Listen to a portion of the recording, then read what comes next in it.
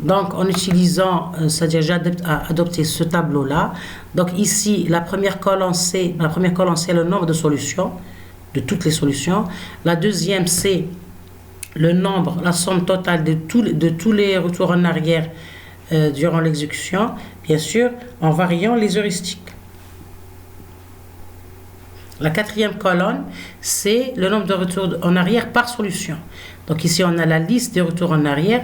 Chaque valeur de la liste, c'est le nombre de retours en arrière par solution. Et ici, c'est le CPU, le temps d'exécution durant la résolution.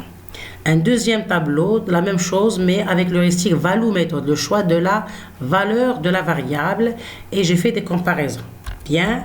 Donc ici, c'est-à-dire l'utilisation ici de first full, most constant, largest, master grade et random, ce sont des heuristiques. Donc le programmeur doit savoir premièrement la syntaxe de l'heuristique et aussi c'est-à-dire son principe pour pouvoir l'utiliser dans ses programmes et bien sûr pour pouvoir interpréter ses résultats. D'accord? Donc j'ai ici, c'est-à-dire pour trouver le nombre total de tous les retours en arrière durant l'exécution, on a utilisé ce prédicat qui s'appelle, c'est-à-dire sum, list, retour, nombre de retours en arrière.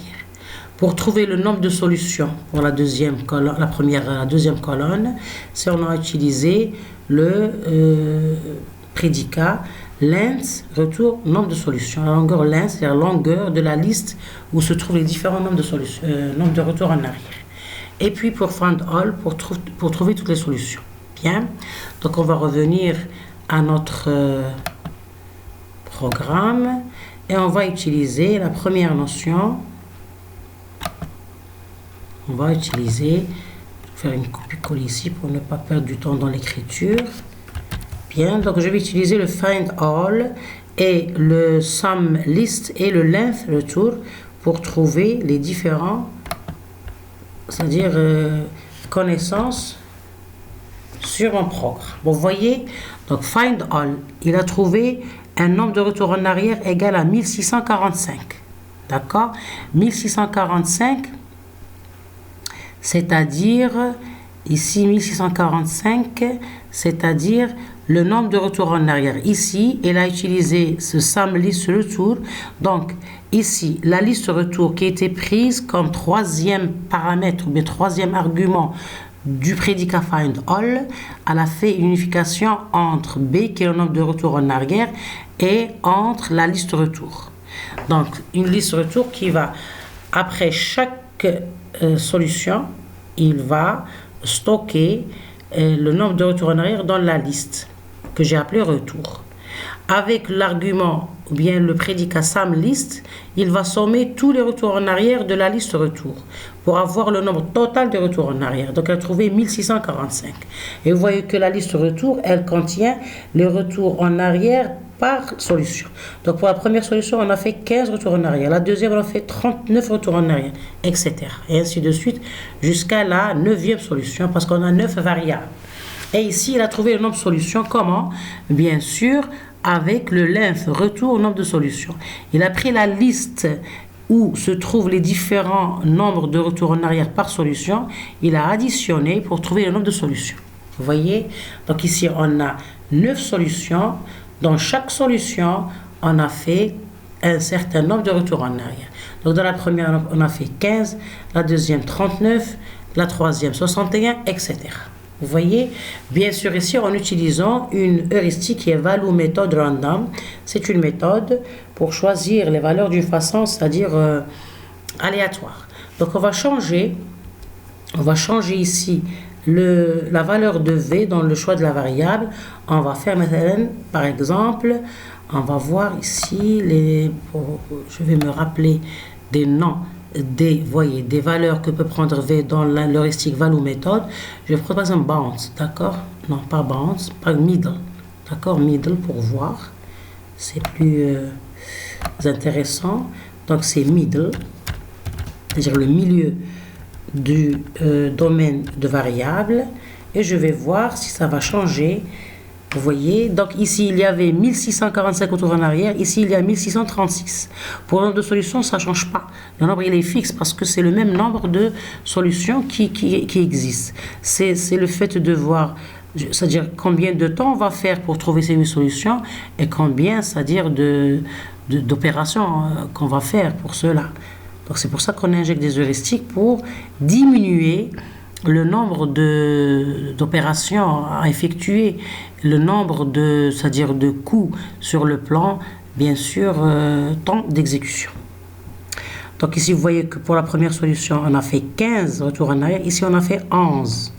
Ici, on a fait 39. Ici, on a fait 47. Vous voyez, donc pour chaque solution, le nombre de backtrack, il change lorsqu'on a changé l'heuristique de choix de la variable, de la valeur de la variable. Mais, c'est-à-dire pour l'interprétation, il faut que le programmeur voit selon sa problématique. Donc ici, j'ai mon tableau. C'est-à-dire j'ai fait beaucoup de tests et j'ai rempli mon tableau pour pouvoir interpréter. Donc on va faire une petite interprétation ensemble. Donc j'ai utilisé l'heuristique de Variable Method avec par exemple le first fill. J'ai trouvé 1900 retours en arrière dans 31 microsecondes. Ici avec Morse Constraint, l'heuristique Morse Constraint, j'ai trouvé 1067. Donc on voit qu'il y a c'est-à-dire la réduction du nombre de retours en arrière.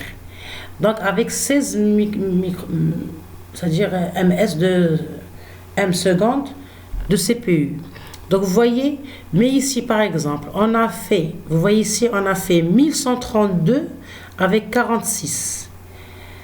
Ici, 2263, mais avec 31 ms de CPU.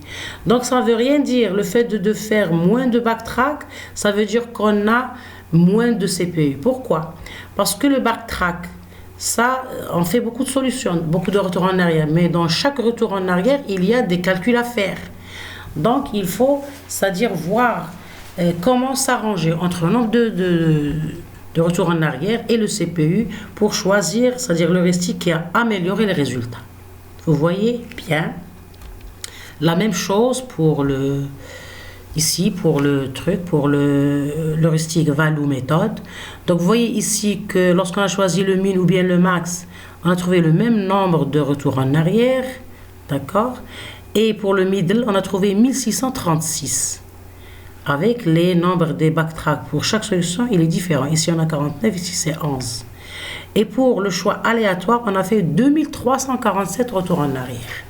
Donc, le programmeur doit premièrement bien analyser son modèle, bien sûr, selon sa problématique, puis faire l'expérience en faisant le test sur les différentes heuristiques pour mieux voir l'heuristique qui l'arrange le plus sur le plan, bien sûr, temps d'exécution.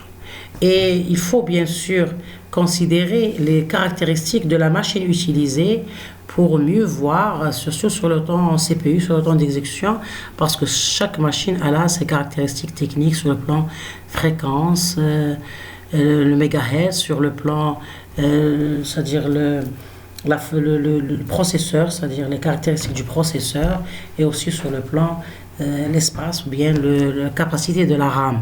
Donc ces options techniques, ils ont un impact sur la rapidité de l'exécution de notre prédicat. Donc c'est différent. Donc cet exposé était fait surtout pour mieux comprendre le concept heuristique, parce que chaque programmeur peut proposer une heuristique qui peut s'arranger, bien s'adapter à son problème. Donc l'heuristique, elle est spécifique à un problème spécifique. C'est-à-dire l'heuristique, elle est utilisée dans un problème spécifique. On ne peut pas la généraliser. Donc parce que, pour dire que une heuristique X, elle peut être fiable pour un problème, mais elle peut ne pas être fiable pour un autre. Donc c'est pour ça que l'heuristique, elle est spécifique à un problème selon les caractéristiques du problème. Donc on choisit l'heuristique qui nous arrange, bien sûr, en faisant nos tests comparatifs pour choisir telle ou telle heuristique fiable.